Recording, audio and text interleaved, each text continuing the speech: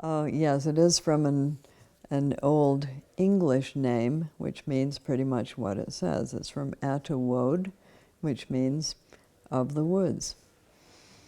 And indeed, we have a long line of people who did that.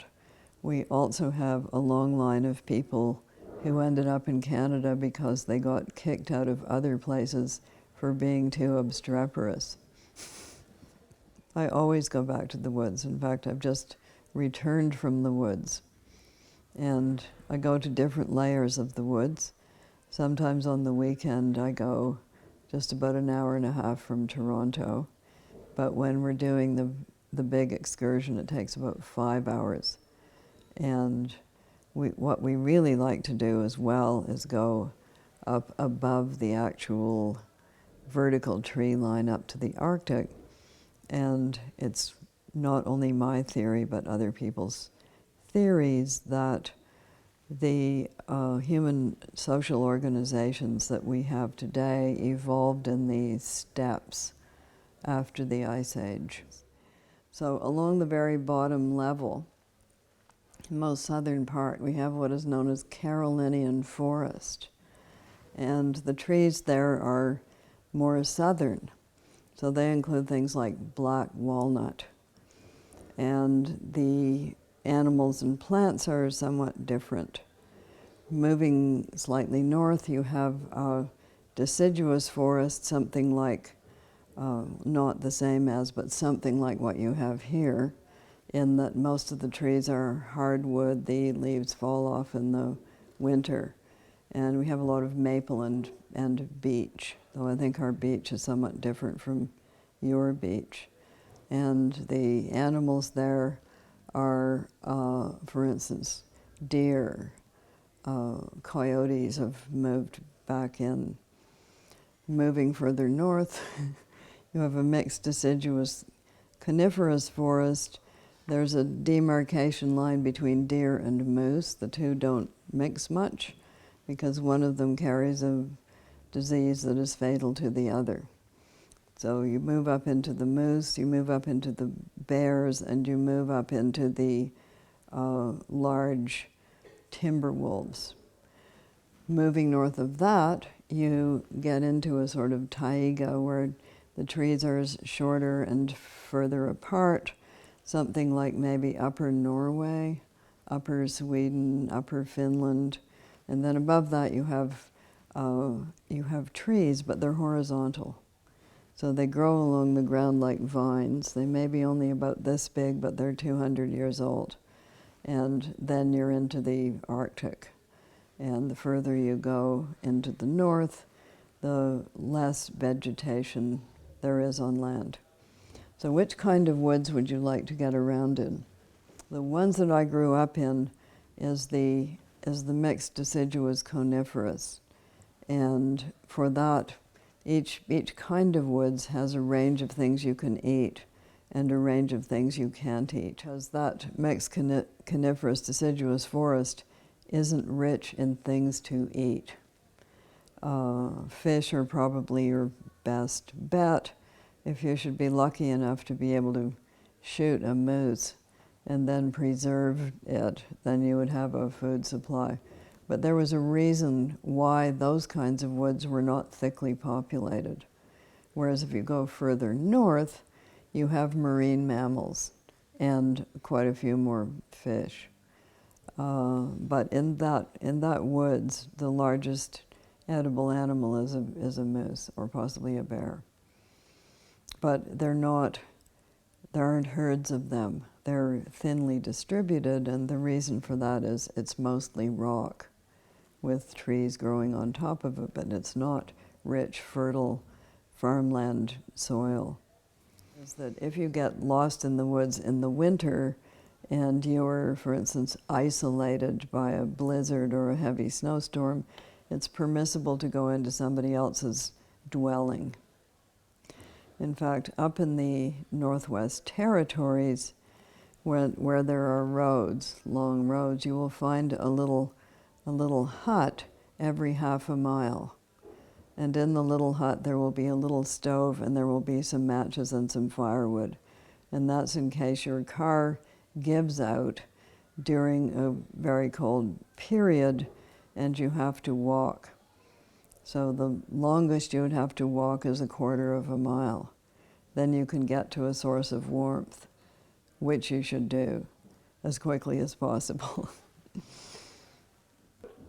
I was carried into the woods in a packsack when I was 6 months old. So I think the real question to ask is, can you remember the first things about cities?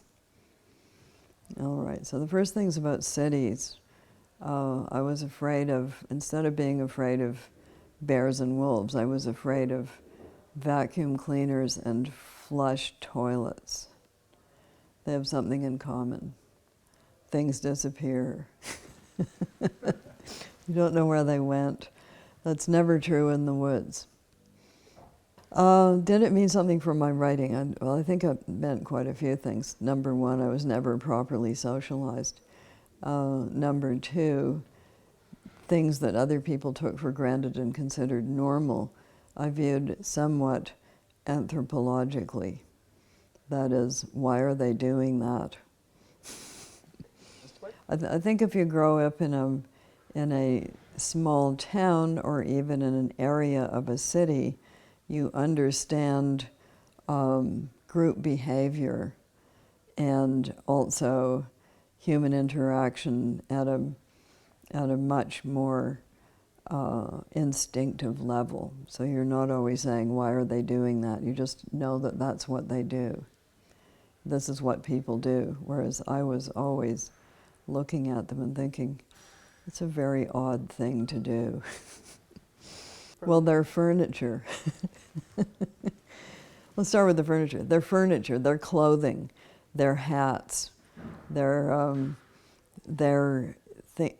ideas about what you should do at various times of day. It's in a novel of mine called Cat's Eye, in which all of these behaviors were quite peculiar. And a lot of people, of course, grew up going to the movies. I think I might have seen 3 movies before I was 12, because obviously there was no cinema.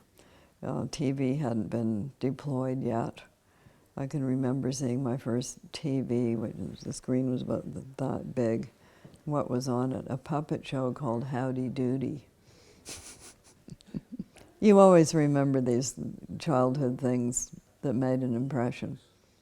Books we always had, but all kinds of books.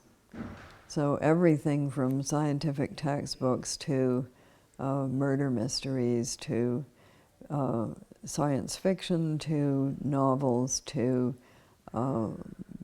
books, handbooks on plants and animals, poisonous and edible mushrooms, that kind of thing. We had all of those sorts of books, and nobody ever told me, stop reading that book.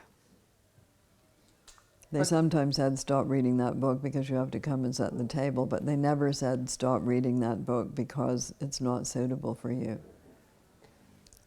Yes, I'm of the workaholic generation. It was the 50s. I think the 50s, they all tend to be pretty workaholic in the 50s. That was for people older than us. So the mothers who were shooed out of their jobs after the war and stuck in the bungalow with the 4 kids and the washer dryer, that wasn't us. That was our generation ahead of ours, or 2 times ahead of ours. So we, on the other hand, if we were smart little children, we were encouraged to go to university. And it was not like the United States, in which girls were told that they should go to university to meet a clever man who would make a lot of money and then get married to him. Nobody ever said that to us. We were in Canada, so we were in a cultural backwater. And therefore, we were still hearing what people heard in the 30s, which was, you need to have a line of work. You need to be able to support yourself. A group of people called writers do it, but any writing is always going to come out of a location. And that location, because Canada is really big, Uh, you can never say it's Canadian and leave it at that. So it's going to be Canadian from the Maritimes, it's going to be Canadian from Quebec, Canadian from the middle, Canadian from the prairies, or Canadian from the west coast, or Canadian from the far north. So there's different flavors. What they all have in common is that Canada has never been an imperial power. So there are countries that are imperial powers now, have a lot of power and influence in the world. There are countries that have been an imperial power and are living in a kind of wistful nostalgia for it. But we never did that, and we are not doing it now. We've always been a fairly small player on the world stage. And we've had slightly bigger up moments and slightly bigger down moments, but we've never been the big cheese. We do, however, live right next to the big cheese. And before that, we were colonially connected to the previous big cheese. And even further back in time, one of the first implantations in Canada was from the big cheese of the time, which was France. So we have some connections with it, but we've never been it. And therefore, we've always taken a somewhat ironic view of it. And something that people don't know about Canadians is that they have a reprehensible tendency to make fun of everything, themselves included. Some people in Canada, because Canadians make fun of everything, have named their cats Margaret Atwood. Terrible, I know.